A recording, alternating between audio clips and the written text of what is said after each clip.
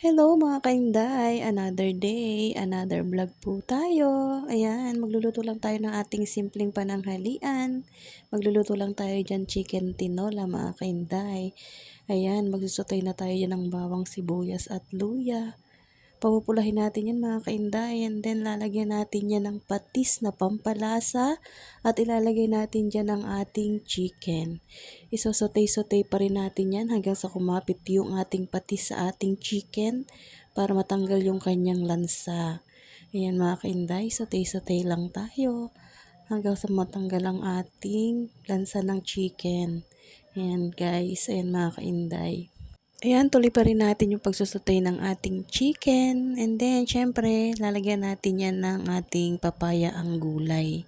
Ayan, isasangkot siya pa rin natin siya hanggang sa ma-absorb ng ating papaya at chicken yung mga pampalasa at para hindi siya masyadong malansa mga kainday. Charot! Ayan mga kainday, sotay-sotay pa rin tayo. Ganyan din po ba kayo magluto ng chicken tinola? Ayan, pakukulan pa rin natin siya at the same time para lumambot na rin yung ating papaya at chicken. Ayan, sotay pa rin tayo. At syempre, tatakpan pa rin natin para masyadong lumambot na yung ating chicken at ang papaya. At after that, mga kainday, ayan, nasotay na siya at sangkot siya na siyang mabuti. Lalagyan na natin siya ng pamalakasang soup. Ayan, para soup pa lang, busog na tayo dyan, mga kainday. Ayan ang ating chicken tinola. Pakukulan pa rin natin yan para mas masarap at malambot at maluto na ang ating chicken at ang papaya.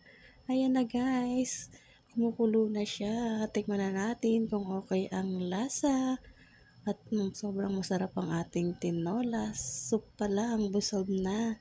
Ayan guys, thank you for watching. Maraming salamat sa suporta.